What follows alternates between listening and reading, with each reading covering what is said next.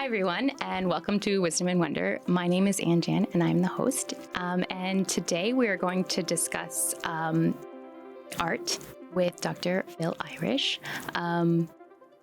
So I'm really excited about this conversation. We're going to touch upon a lot of interesting and sometimes controversial topics, but we are excited to have you here to join us. And could you just give us a little bit of a background of who you are, maybe how long you've worked at Redeemer? For sure. Yeah. Yeah. Thanks, Anne. My name is Phil Irish. I'm an artist. I don't go by doctor. Oh, sorry. I refer to that all the time. Tricky, right? Because there's so many wise people here at Redeemer. All these doctors. You even get doctor. Oh, wow. Yeah. Okay. Sorry. Professor then. Is that sure, what? Okay. Sure. Yeah. The reason why that's the case, right, is that I haven't done a PhD. What have I done? I have done years in the studio, right? So I have a master's. Okay. But my cred is that I make art that people want to look at and argue about. So that's the real cred as far as I'm concerned. Yeah. Okay. Who am I? I don't know. I teach art at Redeemer, which involves both some theological aesthetic kind of things, but a whole lot of studio time of how do you make in this world? How are we going to make things well? What are we, so skills, but also metaphors and reading the culture, interpreting the culture, all these kind of things. And I'm an artist, so I'm making work these days. I have a show coming up this fall in Toronto, so working toward that. And I did my undergrad at Guelph and my master's at York University. And I don't know. I mean, that's a good intro, I think. Okay, I just want to know, who is one of the artists that like you love? Like, this is like one of your people that you just look up, like whose art is like, because I always like to know about other like artists' inspiration, kind of, right? Like, there's so much that I feel like you're inspired by. Is there a specific person that you're like, I love what they do? Or yeah, no kidding, right? I just had 50 or 60 things flash through my head. It's a really hard question to answer, right? It's true. So, I mean, in some ways, I'm a painter's painter. In some ways, I love the whole second half of the 1800s, right? Like all of this great kind of realistic stuff, and then like post-impressionist, like color stuff and all these things. I just love all of that. And then I'm also just a very contemporary person, right? So, a good example, the first category might be someone like Manet, right? And then, I find that Picasso is super interesting. He had so many ideas. He had a different idea every day that he didn't solve that many things. So it's really cool as an artist to look back at what he did and say, oh, like he started that, but you know what? That idea goes somewhere and he never took it there. So some artists are just like mines of potential. So anyway, there's a couple for you. Okay, great. Thank you. Those are kind of obvious big names, but yeah, fair. Maybe our listeners can picture them. Yeah, that's true. I guess one of the reasons why I wanted to have you on and is because I had this class, I took aesthetics, and we got into a very heated debate. Because aesthetics class is basically half philosophy students and half art students. It's a very interesting mix. I've heard stories about that class, I think. Yes, you probably have. I think it's one of those classes that's like it's a nice way to like kind of merge two different disciplines and to see the world through a different perspective. I find that really helpful because people who think about, I think the projects of art and philosophy are very different things. And I think sometimes philosophy majors think that their project is the most important project. I'm saying that as a philosophy major, so I'm allowed to critique my own self. I feel like that's fair. But I think there is an element, what art is trying to do is not the same. It's definitely not the same thing. They don't have the same motivations, and the way that they see the world is often different. So there's overlap for sure. But So one of the questions that was brought up is talking about nudity in art. because that was a hot topic and people had a lot of feelings and a lot of ideas around it, opinions. So yeah, I kind of wanted to like hear. So I know at Redeemer there is like figure drawings of like nude models, and people have maybe critiqued that as maybe unbiblical or seen it.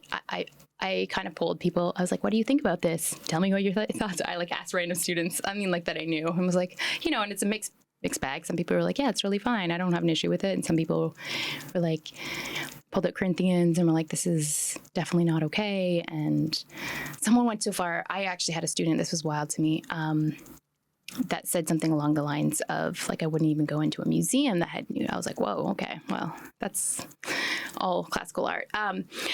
So yeah, you definitely I've had different responses.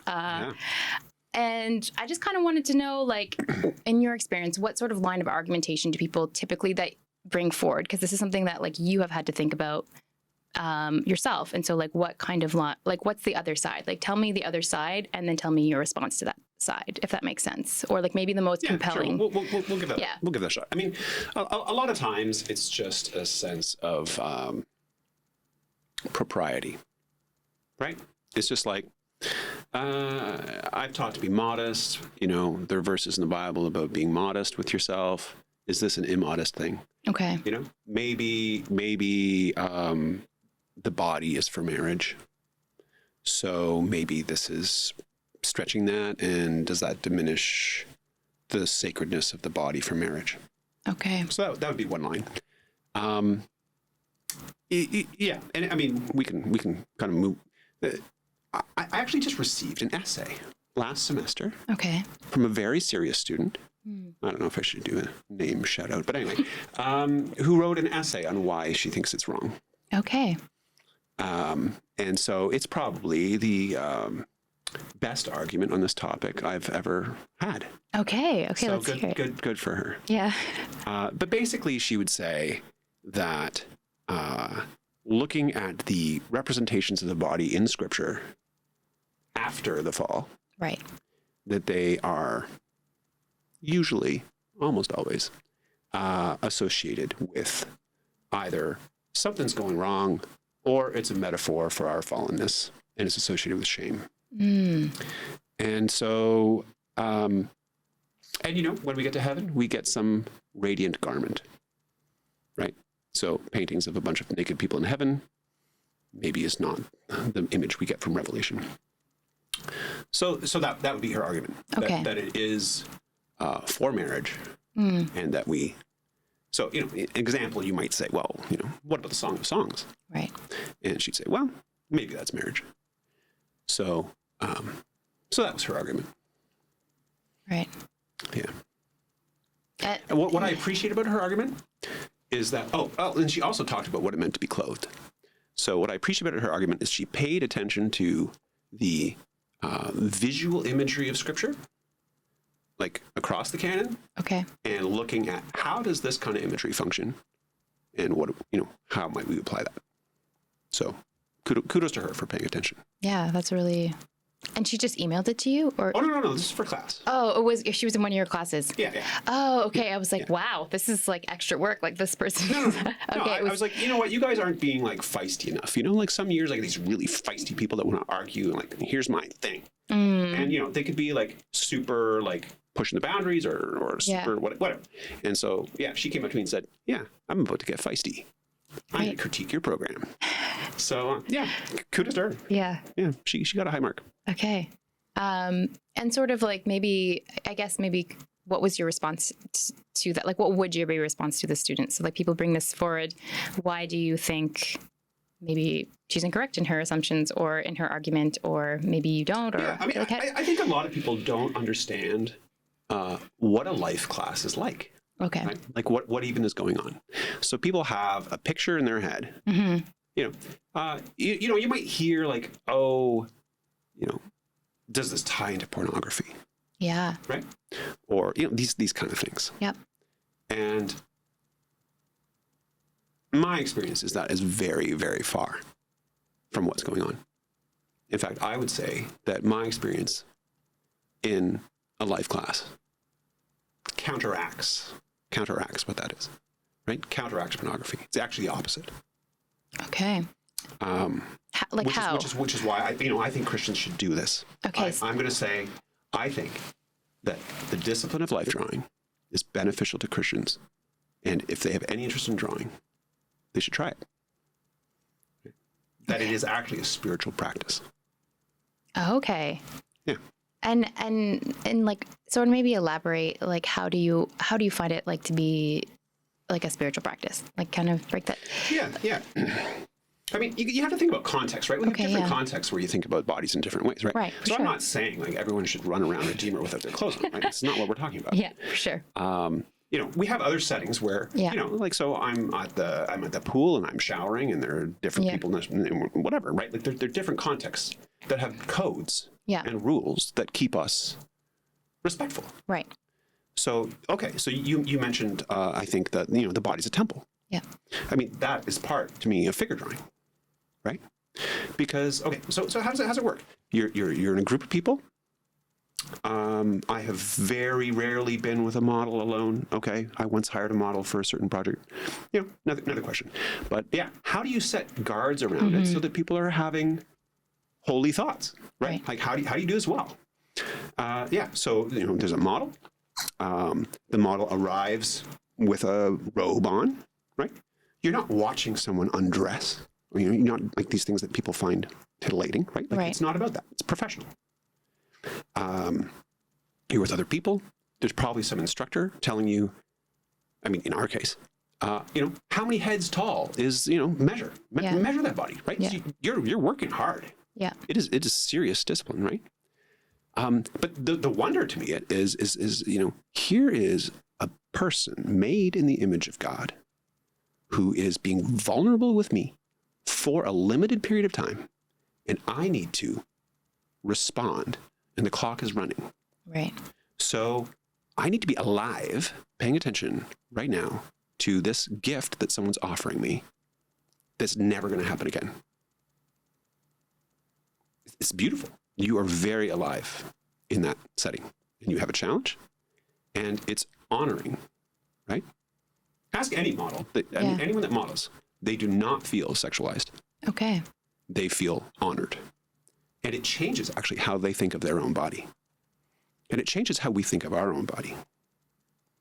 Because we are honoring not just, I walk in the mall and there's like a 10 by 13 foot banner in the mall of someone who looks to be like 15 years old. I don't know how she is, and she's wearing lingerie and she's got bedroom eyes and all this business is going on, right? Yeah. Now that is commerce. Yeah. It is manipulation. Sexualized. We encounter that all the time. Right. Well, how do you fight against that? Right. And so now people think, nude body. Like everyone immediately is like, it's sex. Yeah. Well, maybe it's not. Right. So, do I feel things in a model session? Well, yeah. I mean, I'm thinking about like what can a body mean, right? Yeah. So Adam and Eve, you have innocence, right? You have joyful innocence. Do I see that sometimes, right? Or I have like an elderly model who's frail and vulnerable. I'm thinking about the human condition, right? I'm thinking about my own death. I'm meditating on my own death. Right? What does it mean to empathize with this person? And they're holding a pose, which is tough. They're working. Yeah. So there's empathy, right? Or it can be about a critique of things in our culture. Things will come up and it'll remind you, and like this body looks like stretched, and I'm thinking about Israel and Palestine or whatever. Now, if that person wears a bikini, then every student's drawing is of the beach. Right. And a bikini is designed to be erotic. All of them, even the modest ones. Whereas, if the person is naked, here's another one. What about nakedness also means fragile vulnerability before God. So you might be making a prayerful drawing. Yeah. I mean, there's so many meanings that come pouring in as you work that are gone if you're wearing some goofy bikini. But also like, and of course I'm saying bikini, but we do men and women. Yeah. We do different races, we do different ages, we do different body types. Right. So, yeah. Which is completely different, I think, than like when we think about pornography. Yeah. It's typically, like, I mean, not that there isn't lots of, I don't know, but there is, typically it's like there's a look, it's this, it's that, like, right, like, you know, like we all know what when I say that, what I mean. So like, I think there's an element of like, so let me say this. People carry shame in their body for no reason. I'm not talking about like, oh, there's a sinful behavior and there's guilt. Yeah. Okay. Guilt is like guilt before God for doing something that's like not in like kingdom values, right? Right. Shame is culturally put on us. You can't even be forgiven for it. It just hangs over you. Right. And like, it's a curse. And people have it just for looking different. Right.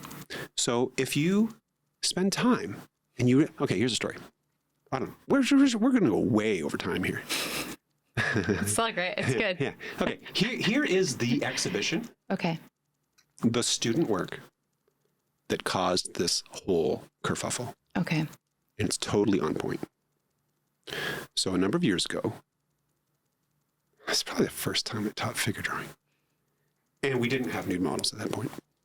We had, and how we even got, anyway, there's all kinds of stories about the history of the department before me, because, you know, I'm going to shake things up. Yeah. But the final assignment in figure drawing is to do a self-portrait, life-size. You have to draw yourself life-size. Now, you don't have to be nude. Although, when I was in university, I did it nude because we had to. Okay. Yeah, think about that. But yeah, no. You know, but you have to think about your clothing. Like like everything, nothing is neutral. No position is neutral. How you're sitting right now is not neutral. Like it says something about you. You know, my bad posture says something about me. So yeah, so like what's the gesture? What's the clothes? Right? What are you going to do? Yeah. So Maggie DeBrun did herself in dancer tights and a sport bra. And let's say she was a little larger. Okay. So she had some beautiful folds of skin. And she did this drawing. And her face was basically blanched out into the white of the paper because she wanted to focus on her body. Okay. And what she learned was that as she drew her folds, she realized they were the funnest thing she'd ever drawn. She's like, there's shadows, there's curves, this is amazing, there's light, I love this. This is great. So, I mean, the reason she drew herself as a dancer is because she loves to dance. She feels most free and in her body when she's dancing. She also feels horrible because when she's in a dance group and everyone's got these slinky outfits, she can't fit them. So she feels maximum joy and maximum shame while she's dancing. So she does this drawing. And she realized how God loves her by doing the drawing. Then she also realized something else. I'm going to do my senior show trying to give this gift to other people.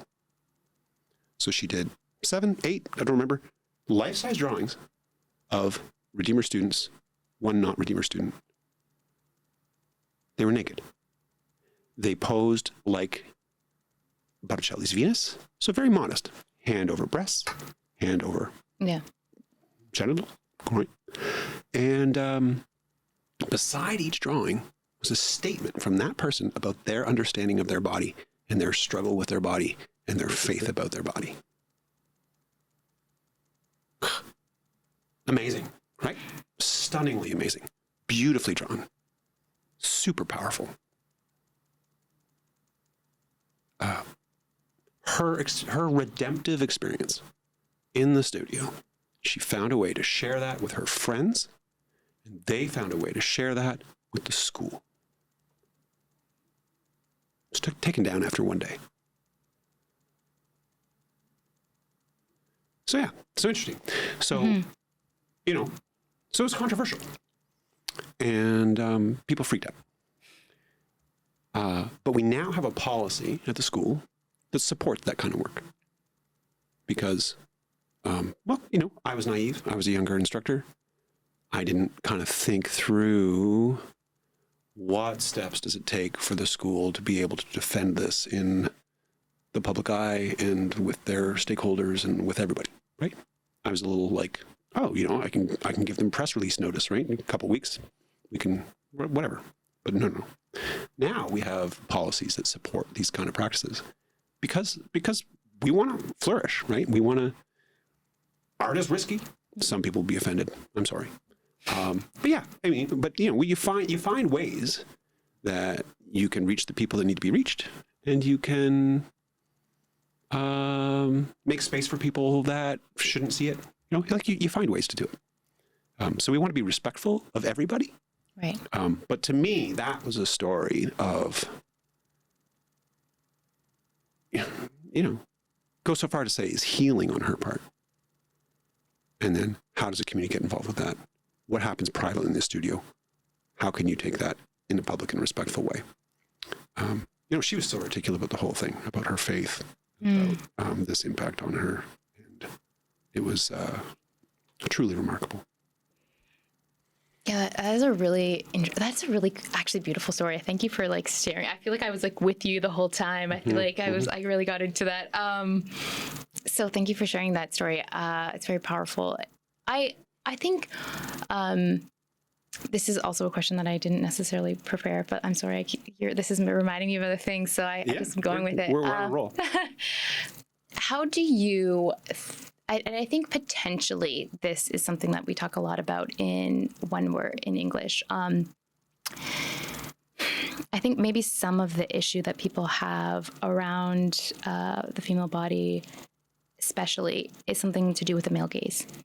And I think there's something that people kind of are like, is having a person, like especially a female body, because it is typically that's the one that's the most controversial. It's interesting though, because before let's say 1800, it was always the male body. Okay. Right. So that's interesting. That is interesting. Why does that change? And also the meanings of it change, right? I mean, you think of Renaissance art. Yeah. Right. Think about classical Greece and Rome. It's the male body. And even Michelangelo, who, well, I mean, that's another story, but yeah, he wasn't that interested in women. So even his women are male models, right? Stick some breasts on, make them up. So yeah, and the question around this is very interesting, and it's tied to modernism. It's tied to secularization. It's tied to all kinds of things. How does the modernist male gaze impose itself on women through the process of abstraction, like the history of abstraction in a women's body? Fascinating. That is, I feel like that title. I'm like, man, okay, give me some book recommendations. I'd read it. actually, there is. Oh man, I'm going to forget the name of the book. But there's a great book in our library that has a chapter on that exact question. Okay. So. You think of it. Footnotes later. Yeah. It's fine. It's a winner. Okay. The male gaze. So right now I have a class of figure drawers. So this class comes up every second year. So it happened when you were in that aesthetics class. So everyone's all like hot on this topic. And now I'm running this class again. So let's just do a podcast and get everyone wound up. But as I say, you shouldn't be wound up. You should just, but everyone in the class is female. Okay. So male gaze is an interesting topic. Okay. So I'm the only male in the room. Oh, wow. Yeah. Interesting, right? So that's weird. Do you feel like there's been a shift to art being more dominated by females than males? Or women are taking over culture. They're going to own it. Yep. Men can go and like make widgets and like tech stuff, but no, I don't know. I mean, it's true at Redeemer. I have fewer male students now than I used to. Okay. And it's true at every art school in the country. So museums and galleries and culture and designers it's all women are going to rule. Okay. Well, yeah, that's kind of cool because I feel like there's like, I think it's interesting because it's such a shift from what historically has been the case. Mm-hmm. Like that this is like such a moment, and there's some part of you that's like, but I do think the fact that we've been created male and female, I think you lose something I think this is why equality is so important. I think you lose something when you just have one voice, and I think there's such a like complementary, they work so well in pairing. Absolutely. And so there's they should be together. They should be together. And so there's let me say this. My fear at Redeemer is that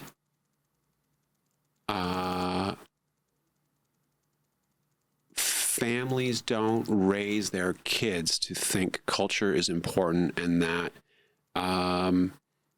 art is important. I mean, I see this. And so the guys go into other things because they are having trouble justifying in their subculture, in their Christian subculture, that this art is important. Okay? So I think that the divide being stronger at Redeemer is a distortion. And we should address it. Yeah. Culture is critical. Are we going to shape culture or are we going to passively? This is another thing about drawing the bodies, right? Yeah. If we remove ourselves from being able to address the body well as Christians, we avoid the topic because it makes us squeamish. That means we've removed ourselves from the cultural conversation around what does it mean to have a body and how should a body be treated. So you end up with people who can only draw like anime bodies. Right. Lord have mercy. I mean, I'm not against anime, but the real anime artists, they did figure drawing. Yeah. Okay. If you're drawing anime based on anime based on anime, you have nothing new to say. Right? Learn to draw and learn to draw the body and address the body. So, yeah. So there is a cultural role for us that's important. And it means not being squeamish. Yeah. Get in. That's so interesting because I feel like I'm paralleling you in the way of like why I started the podcast. It was kind of a feeling like we can't have a dialogue. Like I felt like I started this because I was like, we can't talk about things. I feel like in the wider culture, it's so hard.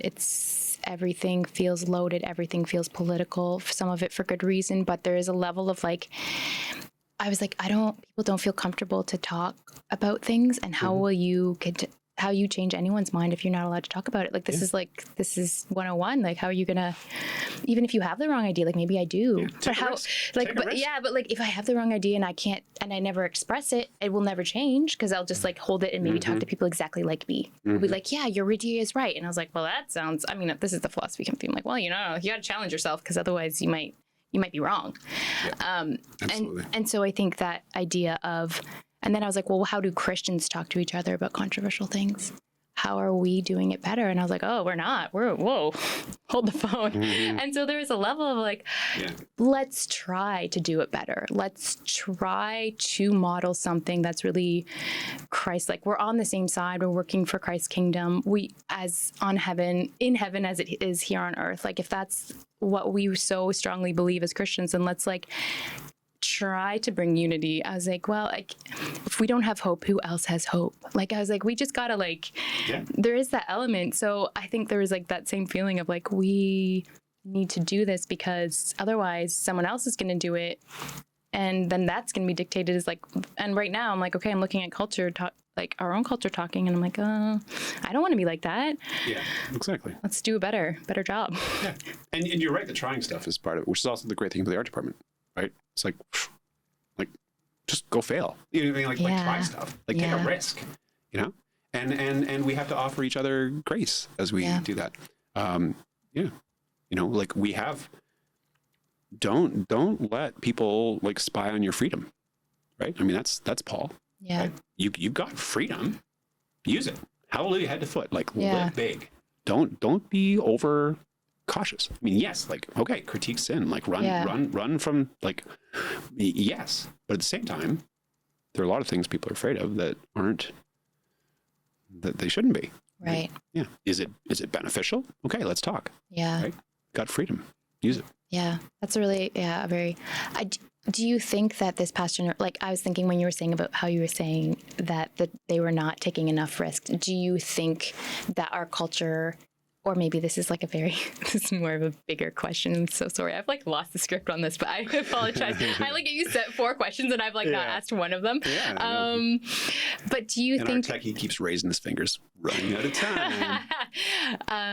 Sometimes I feel like that's the best though, like the unscripted stuff. You're just like, oh, that's so good. Let me follow this. Do you think that like that is something that our culture is creating, like people aren't able to take risks, or it's like creating like maybe less risk taking, or is that like a trend you're noticing, like, or is that just like specific years, like how? Yeah, I don't know. I mean,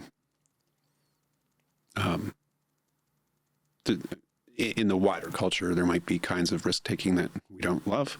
But actually, you talk to sociologists, they're like, the whole, COVID made teenagers incredibly risk averse, right? Like all kinds of life development, independent things that, I don't know, you'll have to get Marie Good on to talk about that. I That'll know. be next podcast. We should. Get Marie Good going on that. I know. Yeah, that's a good point. So yeah, I'm not sure what it is. But I think art is just a wonderful exemplar on how we can do this. And the work we look at, it gives you permission. Okay, like what is the best way to communicate this? Keep it open. Yeah. So, yeah. I think. I think you think about all the people who, like the great artists, there is such an element of risk. It's like, you have to be like, you put your heart into it, but like how many things did they never see the light of day? Yeah. Like, failure is part of design, right? Yeah, you work it through. You doing your iterations. I've read some books about art in the biblical narrative, and there's some that I hate. So these might emphasize the first 2 chapters of Genesis, and then they might jump to like Revelation. And it's like, okay, so you have these kind of ideal scenarios of these like beautiful moments or whatever, in Revelation, like the things of the world are being brought into the heavenly city, right? So like, great, Rembrandt's going to be rescued. Can't wait to see that. Like this kind of idea of, okay, that the best of culture is going to be like lifted up and expanded upon and whatever, like all this great stuff. Okay, cool. I love that. Like, what about like, some prophet lying on his side naked for 3 years with a vat of boiling goo, right? Tipped on an angle. And all his neighbors are walking by like, what? What is with Ezekiel this time? Like, this guy is nutso. It's like, yeah, he's nutso. And he's trying to wake you up. And he has to like risk alienation in his community by doing some crazy stuff. And that's gospel. We're not supposed to be normal. Yeah. We're not supposed to conform to the pattern of this world, right? Like, take a risk. Yeah. Like, there's a lot at stake. Or, so I'm going to bury my underwear. I'm going to dig it up later. It's all dirty. And I'm going to walk into town and I'm going to shake it and say, this is you. Right? Like, prophets did whack stuff. That's so true. And so, yeah. So, okay, is what we do in the life room like ordinary behavior? No. It's behavior for a certain context that makes sense. But ordinary behavior doesn't really rule the day. Like, read the Bible. Like, weird stuff happens for a reason. Yeah. And we need to be part of that. I mean, this is partly where we get our vocabulary from, right? It's like, just crazy imagery. Yeah. So. Yeah, that's a good point about the prophets. There's so many examples. Like Hosea, you're like, wow, God, you really want him to marry a prostitute? Like, you just feel like you're like this. Imagine if like it's so. I feel like sometimes there's like a level of of like cleaning up the Bible. Like, it's like when you read the kid version, right? Like, it's like when you read the kids. Like, my kids have and I mean, for good reason, not everything needs to be told to a 2-year-old. It's fine. Right. There's a time and a place and a context, and I think that's important. But I do think there's a level of like, sometimes it's like, let's clean this up a little bit. Let's not talk about like what like, oh, here's this woman that was killed and we're going to chop her body up and deliver the parts of her body all around the country. Right? Yeah. Right. Wow. I mean, it's troubling. It's troubling. Yeah, so troubling. but I mean, that's some imagery that sticks in your head, and it communicates. Yeah. That's really fascinating. I really want to get to this question because I want to talk about the Arctic so badly. Yeah, let's do it. Okay, so let's talk about your art, because I feel like the Arctic is so beautiful, and I have read a good amount of novels set in the Arctic for some reason. I don't know why. It's mythic. Yeah, and like sure. the vast, quiet, empty. Like, I just feel like there's something about me that's like, oh, I want to go to the Arctic. See, even when I say it, you kind of are like, there's a sacred kind of ground to it. So tell us about it. Like, what was the idea? Why did you decide to do this? Yeah. So, I mean, artists get to do research in some cool ways. So one way is to do something called a residency, which means that you leave your home studio and end up in a studio maybe somewhere else. And you might do it to get certain materials, or to be in a place to research something, or to be with different kinds of people. So this past summer, I spent 3 weeks on the archipelago of Svalbard, which is not really Norway, but run by Norway. It's a set of islands way up in the Arctic Circle, east of Greenland, north of Norway. Okay. And I spent 1 week in the only real town, 2,000 people, called Longyearbyen. And then I spent 2 weeks on a sailing ship with 30 artists and, some expedition crew and, hospitality people and all that. So pretty, how many cabins were there? I don't know, maybe 16 little kind of crammed in little spaces to sleep, right? With 2 per, I guess the staff, I didn't see them. But anyway, yeah, I forget how many people there were all together. Let's say 46. Okay. But yeah, with the sails, and you're going over the ocean, and you wake up in the morning and you're 300 feet from a glacier, and you just look out and you can feel the cold breeze coming off, and you can hear the little tinkling of ice, and then every once in a while a bigger, not like a huge calving, although we did see one that was epic. But usually it's just like, oh yeah, just this thing is alive and moving, and it's moving down the hill, moving into the water. Things are changing, it's breathing, it has its own atmosphere. And you're spending time in these amazing places that no one ever really gets to go. And you're with a whole bunch of really smart people, and you have no internet access. So no one can check facts in an argument. You're just like, we all have expertise, and you're relying on the people around you, and you're also just in the moment, because this is extraordinary. So, and I'm a painter. I was kind of doing a mix of painting and photography on my project, but other people are doing weird stuff. So there was these guys with sound equipment that they would drop under the ocean, and you could hear things, and they were always trying to get whales, and it was, kind of didn't. And then one morning, we're waking up, we're a bit behind schedule because something slowed us down, and these belugas come around the corner, and they just keep coming. They're in little groups of 4, and they just keep coming, and there's hundreds of them. And they drop their sound equipment over the edge. So we're hearing them sing, right? So belugas are like the songbirds of the ocean. So they're all chirping, whistling, doing their little thing, and we're hearing them broadcast. So they broadcast it. Right, they hooked up their sound system and then plugged it through.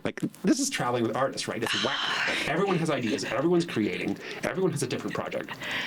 So yeah, so you're lying on the netting that goes out to the bow, the bow mast at the front of the ship. So you're lying on this netting, looking down at a beluga swimming by, and you're hearing it in the speakers. Absolutely nuts. Yeah, so it was great. That sounds so cool. Yeah. That's yourself. I'm sold. I'm I want to do that. Yeah, totally once in a lifetime thing. Oh yeah. And so from that experience, when you came back, what's the project you're kind of building from? Totally. Yeah. So I actually, because I teach a lot, got to teach a bit less somehow, but I really wanted to make something there. Because life is short, and I love being on the chase. So most people there were just kind of researching stuff and whatever. I took a series of photographs that are going to be digitally kind of worked with, that are going to become part of the show in the fall. I painted animals. So I did paintings of Arctic animals, and then cut them out. So I have little cutouts. They're really kind of cute.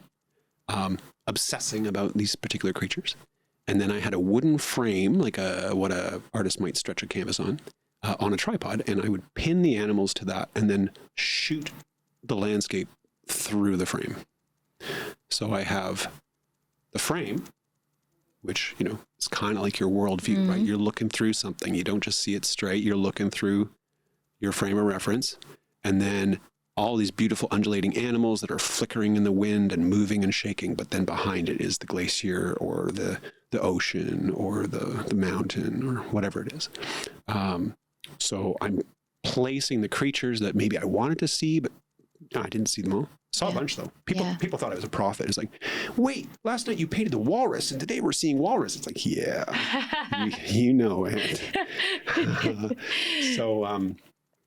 But it's this relationship between what's human made, what's natural, what's human creativity, what's God's creativity. Yeah. What do we long to see? Also, what's disappearing? Yeah. Right. So I've documented these animals, but they're in trouble. Honestly, right? Deeply.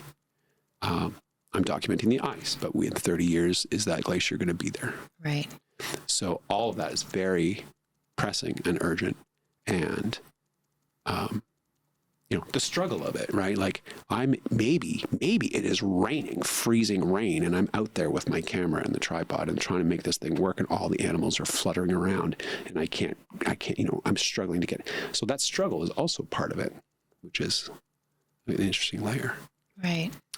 So I think they mean a lot. I think they're going to be powerful. I've shared kind of test versions of them. So you can put a link to a couple of those. Yeah, sure. But they're going to get refined and printed out at a bigger scale. And I'm thrilled. That's so interesting when you think about the natural world. And I think that the thing that I often think about is how I think there's an element of, and we were talking about the Industrial Revolution. This is a total tangent. I'm so sorry, but here we go. About how it really disrupted the harmony. Yeah, disrupted the harmony of like us in some ways. Obviously, there's always been issues between humans and the natural world. It's a nature, like it's a fall issue. It's, greed and everything that you want to, like a lot of the vices of exploitation. But I think there's this element of like, how in our modern world, how do people feel connected to the natural world is such a interesting, and often, like, I sometimes even think for myself, like, I like go through my day. I'm like, did I go outside today? Or did I notice when I went outside today? Like, there's such a, like that element of, I don't know, disconnect, or just like everything that I can get can come to my house now. I can get my groceries delivered. I can get my things I need delivered. I don't need to go anywhere. I don't need to see people. I don't need to see nature. I can just exist in some sort of like complete alienation. Yeah, it's like, and obviously there's like so many the sociologists, we need to have them on because they have a whole bunch to say about this. But I do think like that piece when you're talking, it like almost like filled me with longing of like, what would that like feeling of like just every day waking up and like seeing the natural world and being part of it in just a really specific way. It just sounds so, I don't know, I feel like almost like, not that it's like you talk about like the rain and like I've been camping. I know that's not all like you gotta book a canoe trip, like no cars. You need to get out there. I'm feeling this is my diagnosis for you. I know. And I mean that's a kind of practice that that I love, that I do with my family, and it's powerful. Yeah. But yeah, to be able to be in a place where the fluctuation of climate change is so visible, right? Because we pretend, or forest fire. I don't know. It's happening, and so to be there with a bunch of people that are sensitive to that was extremely moving. Yeah. So there are these caribou, and they're small Arctic caribou. And they don't herd.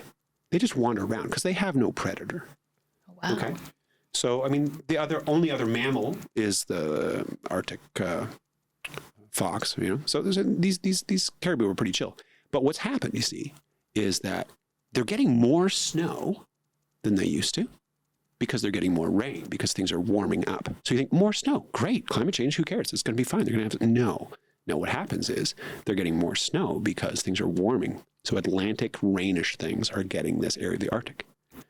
They're getting more snow, which means it buries the food that the caribou usually eat, which means that they're by the shore eating seaweed, which means polar bears are having a field day. You have a bunch of naive caribou that have never had a predator, and they are quick lunch because the polar bears are hungry. The polar bears are supposed to be out on the ice eating seal, but the ice isn't there. So the polar bears come to shore and go, oh, look, caribou. It's not going to run. Yeah, right. So the whole system is malfunctioning because of us. Yeah. Yep. Yeah. I'm excited because I'm having Dr. Brower on, and we're going to talk about some climate change, environmental stuff. So I'm excited. I just took the book out of the library, or I'm about to. It's called Saving Us. It's like, I don't know. Yeah, no, I've read that. Yeah. Yeah, I'm excited to kind of talk about that because it's another controversial topic. So then the art question is, how can you? So if the science makes people go blurry-eyed, what is the role of art? Like, how do you communicate this in a way that isn't despondent? Yeah. But actually raises awareness and maybe motivates people. Now, I mean, my this project is subtle and nuanced and all that. Whatever. Yeah. I'm not making propaganda at all. But it is a good question. Like, art has a role in shaping how we conceive of ourselves in the world. That does a different kind of work than the scientist.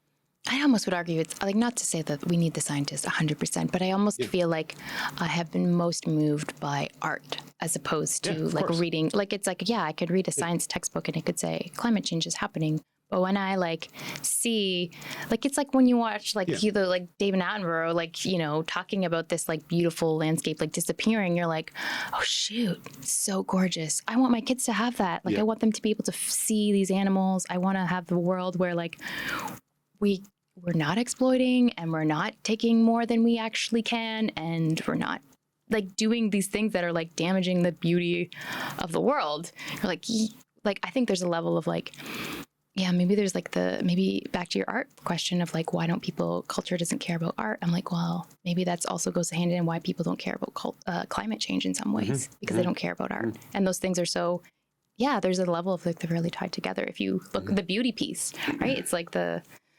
like maybe beauty doesn't matter, but like maybe beauty matters a lot. And I am like of the opinion it matters a lot, but I think not everyone thinks that way. Like, what can I? Absolutely. Yeah. Your three-legged stool of the, truth, beauty, goodness. Yeah. Right. And take away the beauty, the stool falls over. You've only got two. You can't sit on it anymore. Yeah.